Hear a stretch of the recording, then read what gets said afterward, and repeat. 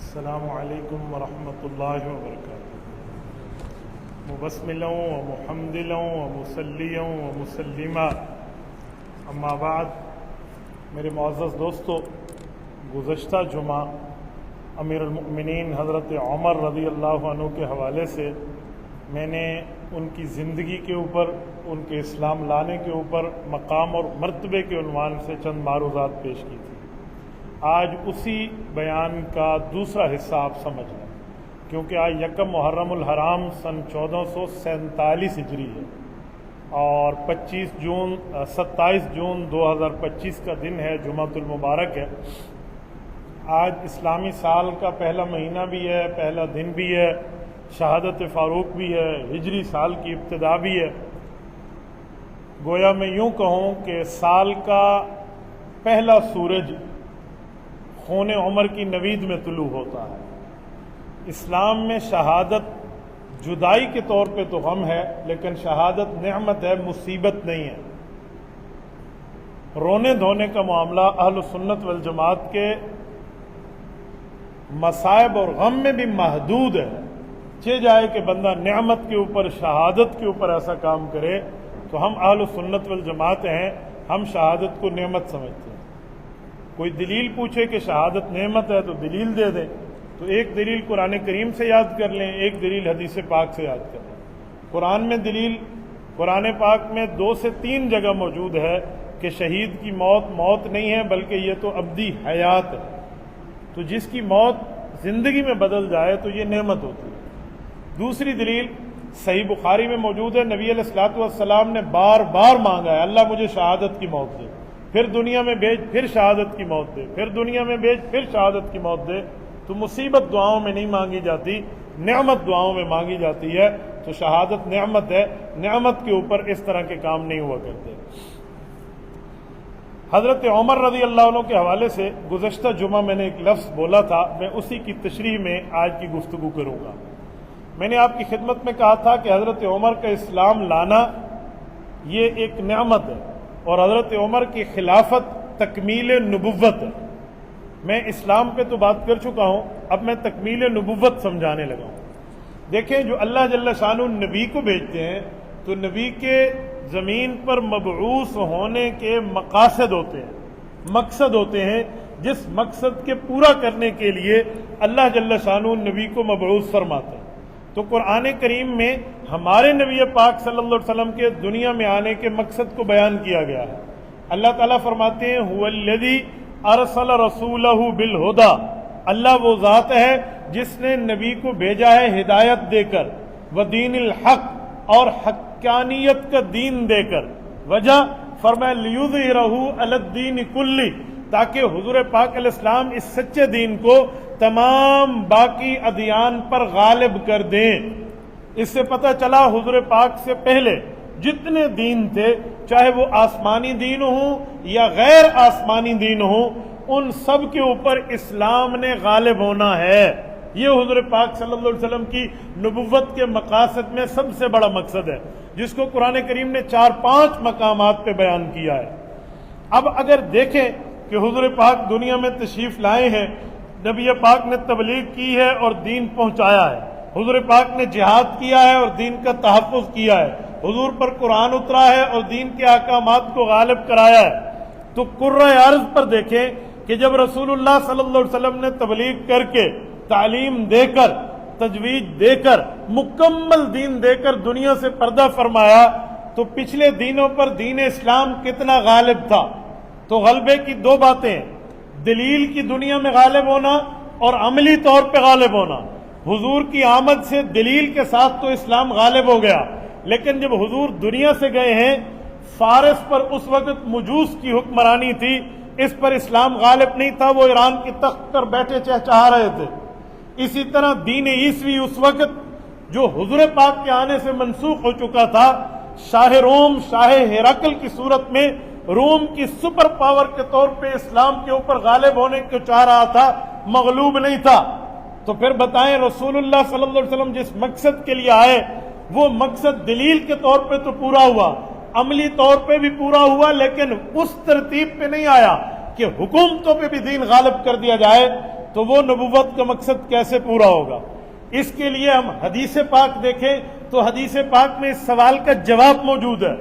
صحیح بخاری جلد اول کتاب العلم باب فضل العلم، حضرت عبداللہ ابن عمر رضی اللہ عنہما راوی ہیں، ارشاد فرماتے ہیں نبی پاک علیہ الصلوۃ والسلام نے صبح نماز کے بعد اپنا خواب بیان فرمایا، صحابہ کرام بیٹھے تھے، حضور پاک نے فرمایا رات میں نے خواب دیکھا ہے، خواب میں ایک فرشتہ آتا ہے اور مجھے آ کے دودھ پینے والا ایک پیالہ دیتا ہے، میں اس سے لے کر دیکھتا ہوں تو اس میں کافی مقدار میں دودھ ہوتا ہے، اور حضور پاک یہ خواب سنا رہے ہیں اور حضرت عمر کو دیکھے جا رہے ہیں۔ فرمایا عمر میں نے دودھ پینا شروع کیا، اتنا دودھ پیا کہ میرے ناخنوں سے دودھ جاری ہو گیا، جب میں سیر ہو گیا دودھ بچ گیا، میں نے کہا کیا کروں؟ خواب میں بھی تم میرے سامنے بیٹھے تھے، عمر میں نے دودھ کا پیالہ آپ کو دیا، پھر آپ نے وہ دودھ پیا اور سیر ہو کے پیا۔ حضور پاک علیہ السلام نے فرمایا خواب ختم ہو گیا۔ اب سب نے سر جھکایا، ہم خواب دیکھتے ہیں تو تعبیر حضور بتاتے ہیں، اب حضور نے خواب دیکھا ہے تو تعبیر بھی خود ارشاد فرمائیں گے۔ حضرت عمر نے اس موقع پہ کہا یا رسول اللہ خواب میرے بارے میں ہے پر دیکھا آپ نے ہے، فما اولتہ یا رسول اللہ، اس کی تعویل اور تعبیر بھی آپ دیں گے۔ حضور پاک نے فرمایا الدین عمر العلم، اللہ آپ سے دین اور علم کے کام کی تکمیل کرائے گا۔ یہ حدیث بتاتی ہے کہ حضور پاک جب دنیا میں آئے مقاصد لے کر آئے، تمام دینوں پہ غلبہ بھی ایک مقصد تھا، اگر کچھ رہ گیا تو اس کی تکمیل عمر فاروق کی خلافت میں ہوگی، اور یہ ہوا ہے۔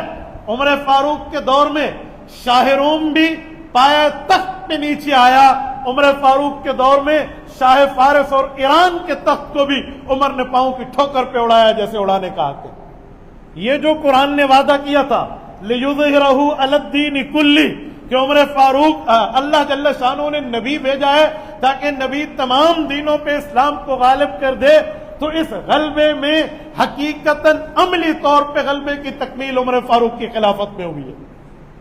تو پتہ چلا عمر فاروق کی خلافت اسلام کے تکمیل مقاصد میں ایک سنگ میل ہے۔ حضرت عمر فاروق رضی اللہ عنہ نے اپنی خلافت میں وہ کام کیے ہیں جو اللہ جل شانہ نے رسول اللہ سے لینے تھے، تکمیل عمر نے کی ہے۔ آپ کہیں گے یہ حضرت ابو بکر کے دور میں کیوں نہیں ہوا، حضرت عمر کے دور میں کیوں ہوا؟ اس کے کئی جواب ہیں اور سارے جواب حدیث پاک میں ہیں۔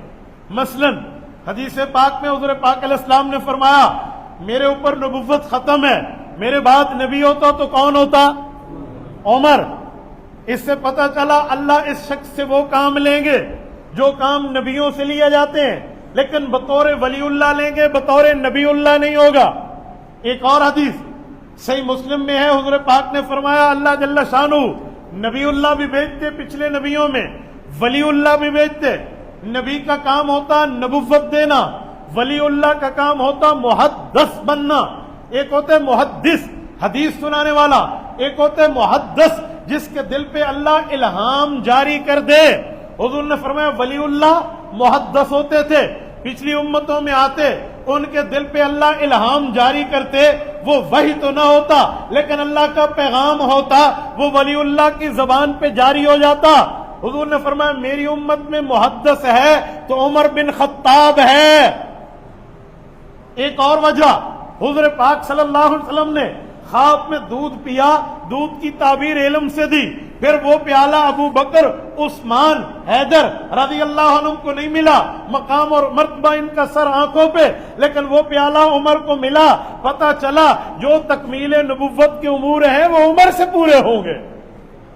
اور ایک اور کام کہ جب دعا مانگی تھی اللہ اسلام کے لیے 2 میں سے 1 دے دے، یوں نہیں ہے اللہ خطاب کا بیٹا عمر دے دے، نہیں، دعا میں 2 شخصیات ہیں، اللہ ہشام کا بیٹا عامر دے دے یا خطاب کا بیٹا عمر دے دے، ابو جہل یا عمر۔ رب نے عمر بھیجا کیونکہ غیرت اس میں موجود تھی وہ جہاں موجود نہیں تھی، ہمت اس میں تھی، قوت طاقت اس میں تھی جو وہاں موجود نہیں تھی۔ کیوں؟ جب حضور پاک کے اوپر حملہ آور ہونے کی میٹنگ ہوئی تو وہاں سارے بزدل بن کے بکری بن کے سر نیچے منہ کیے ہوئے تھے کافروں میں، وہ صرف حضرت عمر تھے جن سب نے کہا تھا عمر ہم میں وہ ہمت نہیں ہے، تم میں ہے، تم جاؤ اور سر لے کے آؤ۔ یہ تو تقدیر کی بات تھی کہ یہ سر لینے جا رہا ہے یا سر دینے جا رہا ہے، یہ تو عالم تقدیر کا معاملہ تھا، لیکن سب نے خود کو بزدل مانا، عمر کو بہادر مانا۔ یہ سارے جوابات ہیں کہ حضرت عمر فاروق رضی اللہ عنہ کا یہ مقام تھا کہ ان کی مقام پر یہ کام پورا ہونا تھا۔ میرے دوستو، قرآن کریم نے جو وعدہ کیا ہے کہ حضور اور حضور کے صحابہ کی مثالیں اللہ نے تورات اور انجیل میں دی ہے، تو وہاں حضرت عمر کی مثالیں بھی موجود تھی۔ حضرت عمر جب بیت المقدس فتح کرنے گئے تھے تو عیسائیوں نے کہا تھا لڑائی نہیں ہوگی، ہمیں اپنی کتاب کے مطابق تمہارے امیر المؤمنین کو چیک کرنا ہے۔ کہا جی کیا مطلب؟ کہا ادھر تورات اور انجیل رکھیں گے، ادھر انہیں دیکھیں گے۔ کہا اس کا مطلب؟ کہا ہم جانے، ہمارا کام جانے، ہم لڑائی کے بغیر بیت المقدس تمہارے حوالے کریں گے، پر ہم اپنی کتابوں کے مطابق اس شخصیت کو چیک کریں گے۔ تو 17 پیوند کی نشانی تورات انجیل میں تھی، وہ حضرت عمر کے اوپر پوری ہوئی۔ غلام اس وقت اونٹ پہ ہونا ہے، آقا نے مہار پکڑنی ہے اونٹ کی، یہ نشانی پوری ہونی تھی، اور اس طرح شکل ہونی ہے۔ وہ ایک ایک نشانیاں ان کے ربی اور پادریوں نے جا کے دیکھے۔ ربی یہودیوں کے عالم ہوتے ہیں، پادری عیسائیوں کے عالم ہوتے ہیں، وہ اپنی کتابیں پڑھتے، عمر کے لباس کو دیکھتے، چہرے کو دیکھتے، حالات کو دیکھتے اور سفر کی ترتیب کو دیکھتے۔ جب سب کچھ میں تسلی ہو گئی پھر انہوں نے چابیاں بغیر جنگ کے حضرت عمر کے حوالے کر لی۔ اس سے سمجھ آیا جو پچھلی دور میں رب کریم نے نشانیاں دی تھی وہ یہاں پوری تھی۔ تو عمر تکمیل امور نبوت کا کام کر رہا ہے۔ یہ تو میں نے کہا جنگی میدان میں عملی لیول پہ، لیکن اگر علوم کی بات آئے تو بہت سے علوم ایسے ہیں جو حضرت عمر نے اپنے دور میں تکمیل کرائے ہیں۔ آپ کہیں گے کیسے؟ میں 2 3 4 کی مثالیں دیتا ہوں۔ مثلا حضور پاک صلی اللہ علیہ وسلم کے دور میں تراویح پڑھی گئی، لیکن 3 راتیں، چوتھی رات حضور نے نہیں پڑھی بطور جماعت، اکیلے پڑھوائی، بطور جماعت نہیں پڑھا۔ کیوں؟ ساتھ فرمائے تھے کہ اللہ کی وحی اتر آئے گی اور کہیں فرض نہ ہو جائے، گھروں میں پڑھو۔ حضرت ابوبکر صدیق کا دور انتہائی مختصر ہے، منکرین جہاد کے ساتھ، منکرین زکوٰۃ کے ساتھ، مرتدین کے ساتھ، منکرین ختم نبوت کے ساتھ جہاد میں گزر گیا۔ حضرت عمر کا دور آیا، پہلا رمضان مبارک ایسے ہی گزرا کہ لوگ گھروں میں پڑھتے رہے کہ حضور پاک نے گھروں میں پڑھنے کا فرمایا۔ حضرت عمر دل میں کڑتے کہ یار گھر میں پڑھ رہے ہیں، ایک مسئلے پہ غور نہیں کر رہے، حضور نے تو فرمایا تھا وحی اترے گی پھر فرض ہوگا، اب تو حضور نہیں ہے، دنیا سے تشریف لے کے، اب تو وحی نہیں آنی، اب ہم مسجد میں پڑھیں۔ یہ حضرت عمر کی خواہش ہوتی۔ اگلے رمضان سے پہلے شعبان میں صحابہ اور اہل بیت کو اکٹھا کر کے بٹھا دیا کہ جی مشورہ ہے، بتائیں کیا ہے؟ کہ جی تراویح عشاء کی نماز کے بعد مسجد میں پڑھیں گے، با جماعت پڑھیں گے، پورا مہینہ پڑھیں گے، قرآن ختم بھی کریں گے۔ تو صحابہ کرام نے ایک ہی بات کی کہ عمر آپ موجود نہیں تھے، آپ کو نہیں پتا حضور پاک علیہ الصلوۃ والسلام نے گھروں میں فرمایا تھا، آپ ہم مسجد کا پابند کیوں کر رہے ہیں؟ حضرت عمر نے فرمایا میں اس میں موجود تھا تبھی تو کہہ رہا ہوں کہ اب مسجد میں پڑھیں گے۔ انہوں نے کہا پھر ایسی کون سی بات ہے؟ کہا تمہیں یاد نہیں ہے حضور نے فرمایا تھا گھروں میں پڑھو، وہی اترے گی اور فرض ہو جائے گا۔ کہا اب وہی آ سکتی ہے؟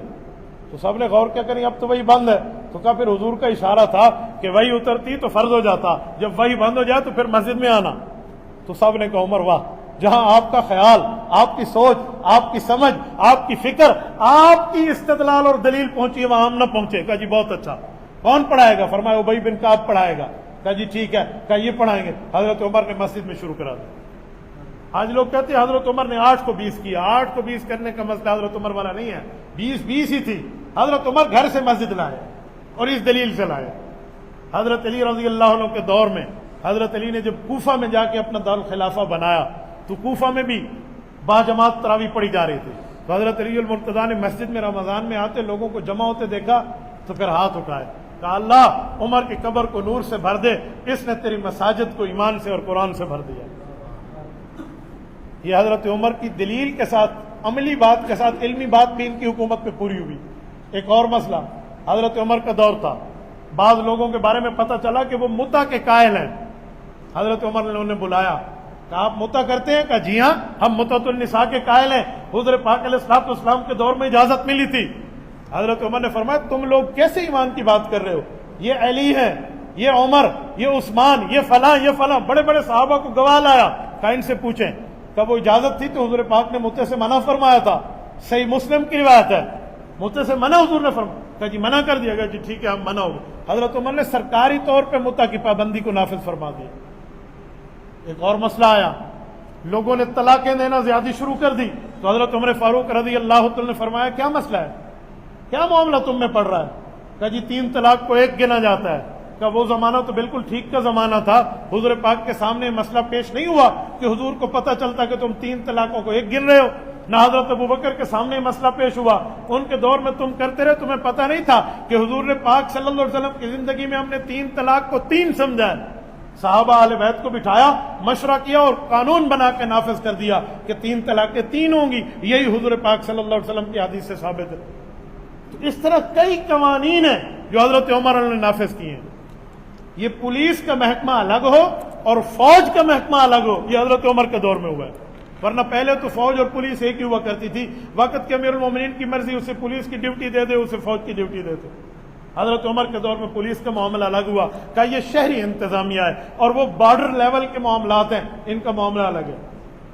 میں ایک مرتبہ آرمی کے ایک اجتماع میں شرکت کے لیے گیا تو وہاں ایک بریگیڈیئر نے مجھے بڑی عجیب بات بتائی۔ وہ کہنے لگا یہ خاکی وردی فاروقی وردی ہے۔ میں نے کہا یہ تو ہم نے پڑھا ہے کہ خاکی وردی واقعی حضرت عمر نے رنگ طے کیا تھا۔ وہ کہنے لگا ہمارا ایک تجربہ ہے کہ ہم جنگلوں میں بھی جاتے ہیں نا، اگر ہم باوردی سو جائیں تو ہمیں وردی میں سانپ کبھی نہیں کاٹتا، سانپ نہیں ڈستا، کہتے ہیں یہ فاروق اعظم کے رنگ کی دی ہوئی برکت ہے۔ تجربہ ہے، جن لوگوں کو اس سے واسطہ پڑا انہیں پتہ ہے۔ تو پھر میں سمجھ گیا کہ یار واقعی بات ٹھیک ہوگی، کیونکہ حضور پاک علیہ السلام کی ایک حدیث ہے، حضور نے فرمایا عمر جس راستے پہ تم چلتے ہو شیطان وہ راستہ چھوڑ دیتا ہے۔ عمر جس راستے پہ آپ چلتے ہو شیطان وہ راستہ چھوڑ دیتا ہے۔ حضرت عمر رضی اللہ عنہ کے دور میں یہ قانون تھا شروع میں کہ جس دن 2 سال پورے ہوں گے بچہ دودھ چھوڑے گا ماں کا، ہم اس دن وظیفہ جاری کر دیں گے کہ اب تو ماں کا دودھ مل رہا تھا، اب ماں کا دودھ چھوڑ گیا ہے تو لہٰذا آپ بچے کا وظیفہ بیت المال سے دیں گے۔ حضرت عمر کی عادت ہوتی تھی رات کو کچھ حصہ سوتے، اکثر اتنا گلیوں میں گھومتے لباس بدل کے کہ یار کچھ ہو تو نہیں رہا۔ تو حضرت عمر دوسرا رات ہے، دوسری رات ایک چیز نوٹ کر رہے ہیں، دوسری رات کا واقعہ گھومتے ہوئے کہ یار کل رات بھی بچوں کا شور زیادہ آ رہا تھا، آج رات بھی بچے بڑے رو رہے ہیں، کیا وجہ ہے؟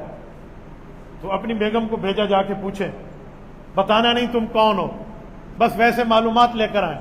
تو بیوی نے آ کے کہا کہ 2-4 گھروں میں گئی ہوں، سب نے ایک ہی بات کی ہے، کہا ہمارے امیر المومنین نے قانون بنایا ہے جس دن بچہ دودھ چھوڑے گا سرکار وظیفہ دے گی، کہا ہمارے حالات تو مالی طور پہ کمزور ہیں، اس کو ابھی سے دودھ چھڑا رہے ہیں بچوں کو تاکہ عادی بن جائے اور وہاں ہم درخواست دیں کہ بچے نے دودھ پہلے چھوڑ دے دیا، وظیفہ شروع ہو جائے گا۔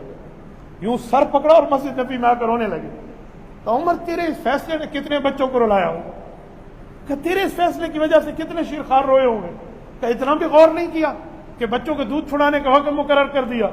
کہ اللہ نے 2 سال دیے ہے نا، میں ابھی سے کہتا ہوں بچہ پیدا ہوگا ہم وظیفہ جاری کر دیں گے۔ سوئٹزرلینڈ میں آج پہ بھی یہ قانون نافذ ہے اور اس کا نام لا آف عمر ہے۔ کئی قوانین ہیں ایسے جو حضرت عمر رضی اللہ عنہ کے دور میں جاری ہوئے ہیں۔ تو میں نے ایسے نہیں کہا کہ یہ تکمیل نبوت کا دور ہے، تکمیل امور نبوت کا دور ہے، اور 22 لاکھ مربع میل پر حکمرانی ہے۔ میں نے آج کتابوں میں ملکوں کے نام تلاش کیے ہیں کہ حضرت عمر رضی اللہ عنہ کے دور میں جن ملکوں پہ خلافت عمر نافذ تھی وہ کتنے ملک ہیں؟ 23 کے قریب مجھے کنٹریز، 23 کنٹریز، 23 ملک ملے جو حضرت عمر کے دور میں صوبے ہوا کرتے تھے، اور حضرت عمر ان علاقوں پہ ایک ایک گورنر کو بھیجتے جو آج ایک ایک ملک بن چکے ہیں۔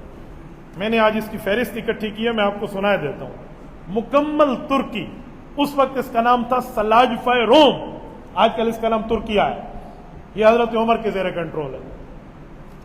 اس سے آگے چلیں، پورا ملک شام حضرت عمر کے زیر کنٹرول ہے، لبنان، فلسطین، اردن، مصر، مکمل ایریا کا آرٹیریا ایک علاقہ ہے بالکل سمندر کی سوڈان کے ساتھ ہے، وہ پورا سوڈان، پورا یمن، پورا عمان، پورے دبئی، پورا قطر، پورا کویت، پورا بحرین، مکمل ایران، مکمل افغانستان صرف بامیان کے ایریے کو چھوڑ کے، مکمل ترکمانستان، تاجکستان، ازبکستان، دریائے آمو اور دریائے ترمز تک جو امام ترمزی کا علاقہ ہے، اور رشیا کا علاقہ کوہ قاف جسے چیچنیا کہتے ہیں، یہ حضرت عمر رضی اللہ عنہ کے دور حکومت میں ساری، اس میں بھول گیا عراق بھی ہے. آپ مجھے بتائیں، سعودیہ تو ویسے ہی ان کے پاس ہے، حجاز. یہ 23 کے لگ بھگ وہ کنٹریز ہیں جو آج مکمل ملک ہیں. یہ حضرت عمر کے صوبے ہوا کرتے تھے، اور یہ سارے ایریاز میں حضرت عمر رضی اللہ عنہ کا عدل چلا کرتا تھا. گورنر کے خلاف شکایت آتی تو بلا لیتے. مصر میں ایک شخص کو گورنر بنایا، اس کے بیٹے نے، وہ صحابی نہیں ہے، اولاد میں ہے، اس بیٹے نے ایک غریب کو کسی بات پہ تھپڑ مارا اور بتانا یہ چاہا کہ میں تو گورنر کا بیٹا ہوں. حضرت عمر رضی اللہ تعالیٰ عنہ کی CID اپنی ہوتی تھی جو حکمرانوں پہ بھی ہوتی ہے، رعایا پہ بھی ہوتی. حضرت عمر رضی اللہ تک اس بندے نے بات پہنچائی. حضرت عمر رضی اللہ عنہ حج کے سفر پہ تھے ان دنوں میں. حج کے سفر پہ گورنر نے آنا تھا، خط لکھا کہ بیٹے کو بھی ساتھ لانا. بیٹا بھی آیا، باپ بھی آیا. حج کے موقع پہ جب پوری دنیا سے عوام اسلامی آ چکی تھی تو حضرت عمر نے عدالت قائم کی، گواہ بلوائے، گواہوں نے گواہی دی. بیٹے سے پوچھا اور اس فرد کو بھی بلایا جس کو تھپڑ لگا تھا. کہا جی مارا؟ کہا جی معاملہ کیا تھا؟ گواہوں کی پوری سچویشن سننے کے بعد حضرت عمر نے فیصلہ کیا کہ یہ غریب کا بچہ اس گورنر کے بیٹے کو تھپڑ مارے گا. پورے مجمع میں اس نے اٹھ کے تھپڑ مارا. اور حضرت عمر نے ایک تاریخی جملہ کہا تھا جو آج کی کتابوں میں سونے کے پانی کے ساتھ لکھے ہوئے ہیں، ایسے سمجھے. حضرت عمر کا لفظ ہے متا تعبدتم بقد ولدت امہاتہم احرارا، کہ ان کی ماں نے انہیں آزاد جنا ہے، تم نے کب سے خیال کر لیا کہ تم انہیں اپنا غلام بنا لو گے. یہ تاریخی جملہ ہے حضرت عمر. آپ مجھے بتائیں حج کے موقع پہ نافذ ایک گورنر کے بارے میں صرف اتنی بات آئی کہ گورنر کے ڈیوٹی تھی کہ صبح نماز کا امام یہ خود ہوگا، باقی نمازوں میں چلو حکومتی کام میں مصروف ہو جماعت پڑھ لے گا، لیکن گورنر ہوگا امام صبح نماز کے لیے خود آئے گا. 3 راتوں تک فلاں گورنر نماز پڑھنے نہیں آیا. حضرت عمر نے پیشی بلوا لی، کہا جی آپ جماعت میں کیوں نہیں؟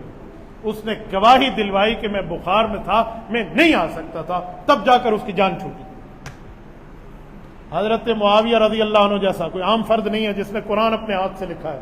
حضور پاک کے گھر کا فرد ہے، حضور کی بیوی کا بھائی ہے.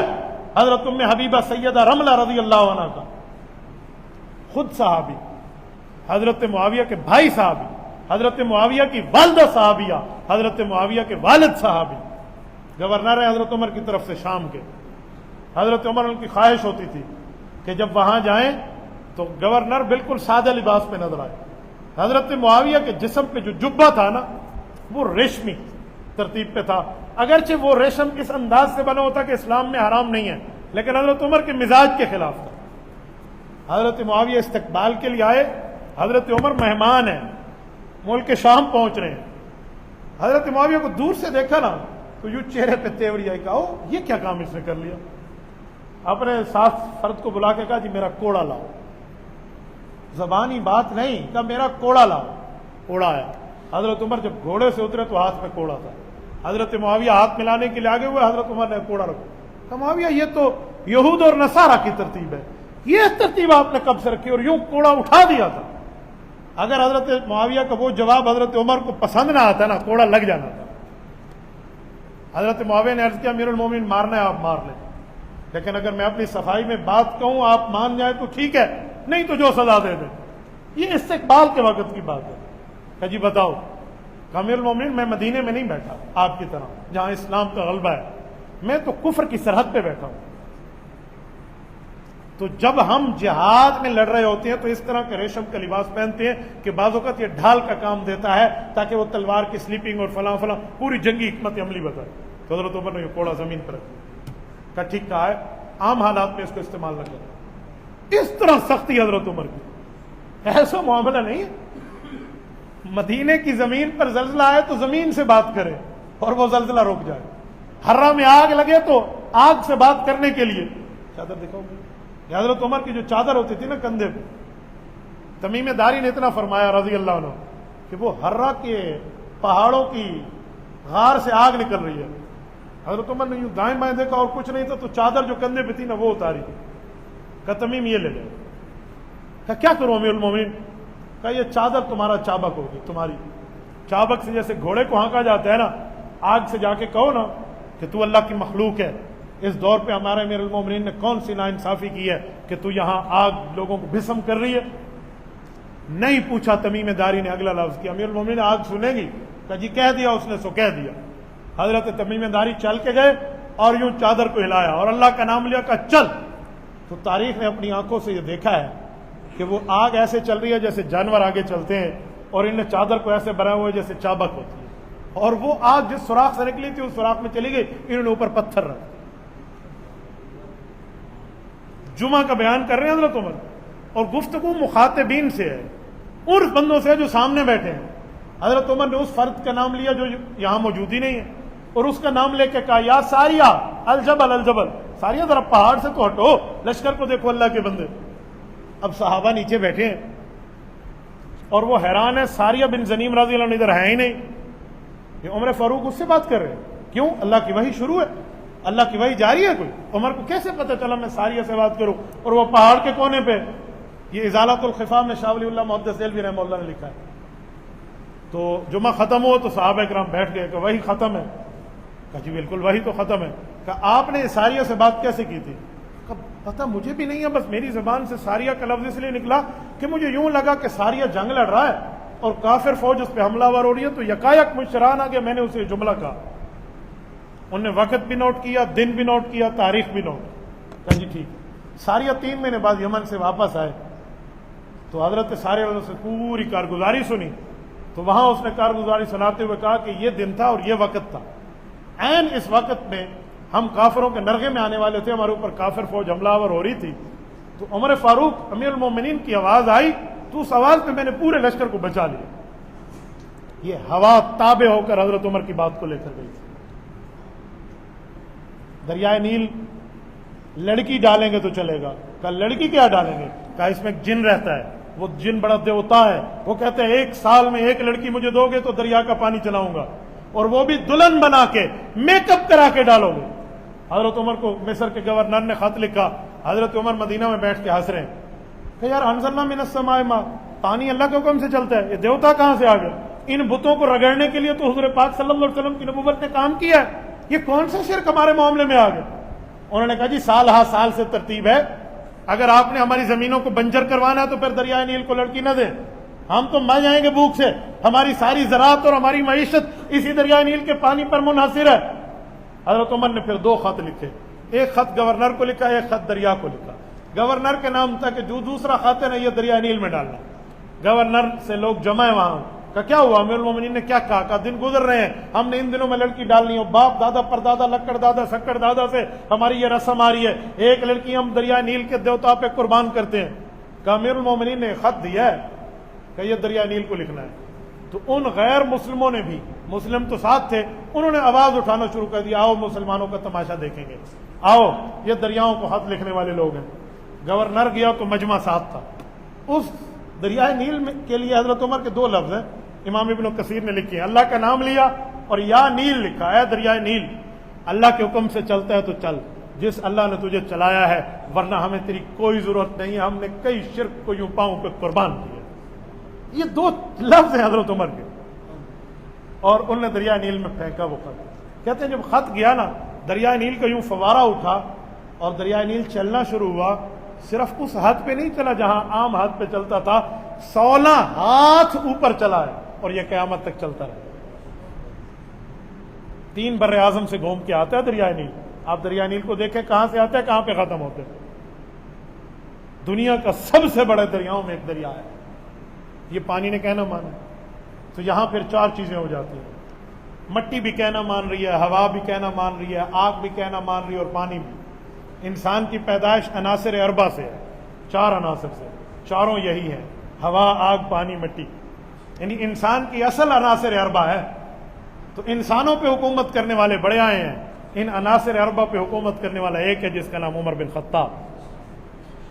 میرے دوستو, حضرت عمر رضی اللہ تعالیٰ عنہ کی شہادت پر اور ان کی خلافت پر یہ 2 جمعے میں نے آپ کی خدمت میں بات کی ہے. میں آخری بات کر کے بات ختم کر رہا ہوں. وقت کا دامن بھی تنگ ہے, لیکن شاید میں اگلے جمعہ سفر پہ ہوں تو میں ایک جملہ کہہ دوں. حضرت عمر رضی اللہ عنہ کی شہادت کے وقت 2 دعائیں مانگی تھی. اللہ نے 2 خود سے قبول کر لی تو 4 ہو گئی. مانگی 2 تھی, ہو گئی 4. پہلی دعا حضرت عمر نے مانگی, اللہ شہادت چاہیے لیکن کنٹرول حکومت کا سنبھالنا ہو, وہ جانا پڑے گا مجھے कुफ्फार से लड़ने के लिए इस्लाम की सरहद पे, अल्लाह मुझे शहादत दे। इस्लाम की हुकूमत संभाले हुए वहां जाऊंगा तो कंट्रोल का क्या बनेगा, अल्लाह मुझे शहादत यहीं दे। दूसरी मांगी, अल्लाह हुजूर के शहर से जुदा ही ना हो, मदीने से मोहब्बत देखे। ये वो उमर है और वो अबू बकर है, जब हिजरत करके आए थे ना तो मक्का बड़ा याद आता था, रोते थे हजरत बिलाल और हजरत अबू बकर मक्का की याद में, लेकिन हुजूर को छोड़ते नहीं थे। तो नबी अलैहिस्सलाम ने इनका रोना देखा ना, हजरत बिलाल से शेर सुने जो मक्का की याद में कह रहे थे, ओए इस घर की घास बड़ी प्यारी घास है, ओए मक्का की घाटी बड़ी प्यारी घाटी, ये हजरत बिलाल के शेर थे। तो हुजूर पाक अलैहिस्सलाम मस्जिद नबवी में गए और दुआ मांगी, अल्लाह इनके दिलों में मदीना की मोहब्बत भी वैसे डाल दे जैसे मक्का की मोहब्बत है। अल्लाह बुखार था इनको, बुखार हो गया हजरत बिलाल को और बाकी सहाबा को हिजरत के बाद, कहा अल्लाह इनके बुखार को उठा के जुहैफा के यहूदियों पे डाल दे, इन्हें सेहत अता फरमा। तो वो मोहब्बत सहाबा के दिलों में इतनी आई ना, हजरत उमर कहने लगे या अल्लाह शहादत चाहिए लेकिन मदीना नहीं छोड़ना, मदीना में रहना है।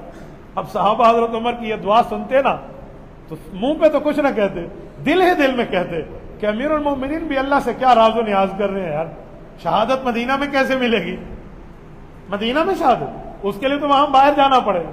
ये दो दुआएं हजरत उमर की थी, दो उमर ने मांगी, अल्लाह ने दो ये भी कबूल की, दो साथ और भी कबूल, अल्लाह ने शहादत भी दी मदीना में भी, दो और क्या कबूल की, मुसल्ले रसूल पे शहादत दी और कब्र रोज़े रसूल पे, ये चार चीजें।